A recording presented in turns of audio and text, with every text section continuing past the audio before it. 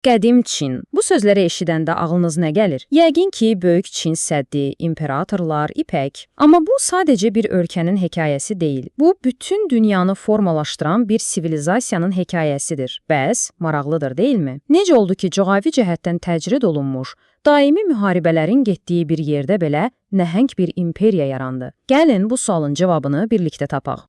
Baxın, hər şey coğrafiyadan başlayır. Bir anlıq gözünüzün önünə gətirin. Qədim Çin, sanki təbiətin öz əlləri ilə tikdiyi nəhəng bir qalaydı. Bir tərəfində hündür, keçilməz dağlar, o biri tərəfində isə uçsuz-bucaqsız sakit okean. Bu təbii sədlər onu sanki dünyanın qalan hissəsindən ayırırdı. Və məhz bu təcrid, bu qapalı mühit Çinə tamamilə özünə məxsus, bənzərsiz bir mədəniyyət yaratmaq üçün şərait yaratdı. Yəni, kənardan gələn təsirlər minimal idi. Amma bu təcrid olunmuş diyarın bir can damarı vardı. Ona həyat verən bir qüvvə, Huanhe çayı.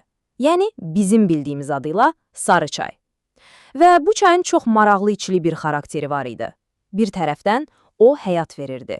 Onun gətirdiyi bərəkətli torpaqlar ilk kəndlərin, ilk şəhərlərin yaranmasına səbəb olurdu.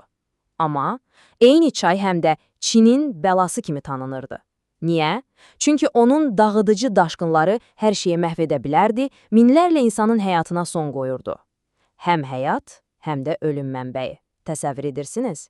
Gəlin indi zaman maşınına minək və biraz geriyə, eramızdan əvvəl 4-cü, 3-cü əsrlərə gedək. Bu dövrdə Çin dediyimiz vahid bir ölkə inanın ki yox idi. Əksinə, bura rəqib padşahlıqların bir-birini diddiyi, hakimiyyət uğrunda amansızca vuruşduğu bir qan gölünü xatırladırdı. Elə bu səbəbdən də tarixə vuruşan padşahlıqlar dövrü kimi düşüb. Bitib tükənməyən müharibələr, xaos, qeyri-müəyyənlik.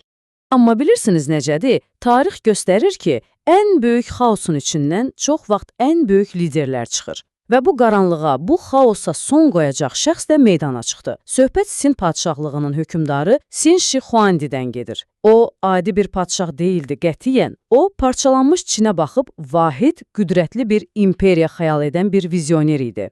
Və o, bu xəyalını inanılmaz bir sürət və qətiyyətlə reallaşdırdı.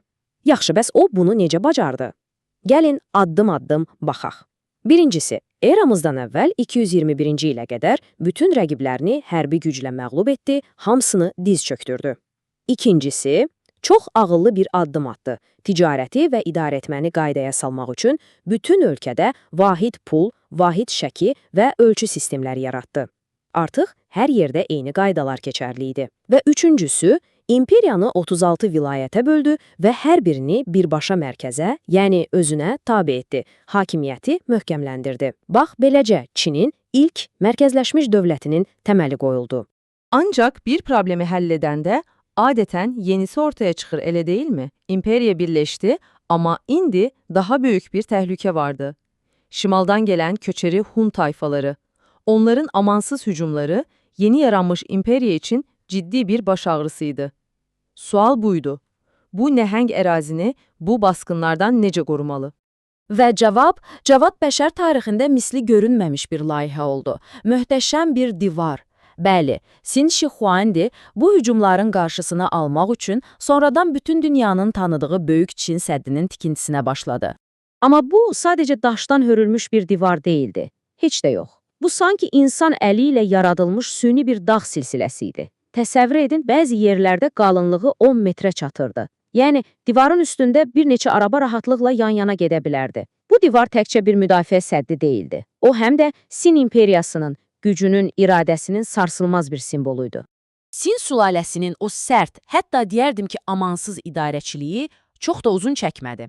Ancaq onların qoyduğu o möhkəm bünövrə boşuna getmədi.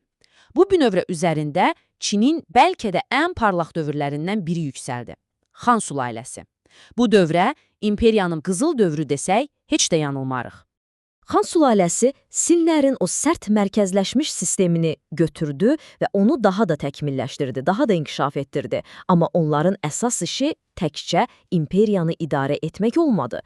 Onlar elə bir mədəni kimlik yaratdılar ki, təsiri bugünə qədər gəlib çatıb. Düşünün, onların mirası o qədər güclüdür ki, bugün belə Çinlilər özlərinə xan xalqı deyirlər. və xan dövrü. Bu dövr dünyaya inanılmaz ixtiralar hədiyyə etdi. Məsələn, ipək. İstehsalının sırrını o qədər ciddi qoruyurdular ki, bu əsl dövlət sirri idi. Bütün dünya bu parçanı arzulayırdı. Sonra kağız. Bu sözün əsl mənasında, bilginin yayılmasında bir inqilab idi. Və ya kompas. Bəli, əsrlər sonra bütün dənizçilərə yol göstərəcək kompasın ilk formaları məhz o zaman yaradıldı. Hətta bugün zövqlə içdiyimiz çay belə ilk dəfə o dövrdə güc verən bir dərman kimi istifadə olunmağa başlayıb. Möhtəşəmdir, deyilmi? Yaxşı, bəs bütün bu qiymətli mallar, xüsusilə də o sirli ipək, dünyanın o biri ucuna necə gedib çıxırdı?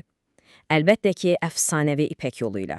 Amma ipək yolu deyəndə ağlınıza sadəcə karvanların getdiyi bir yol gəlməsin. Xeyr, bu daha böyük bir şeydir.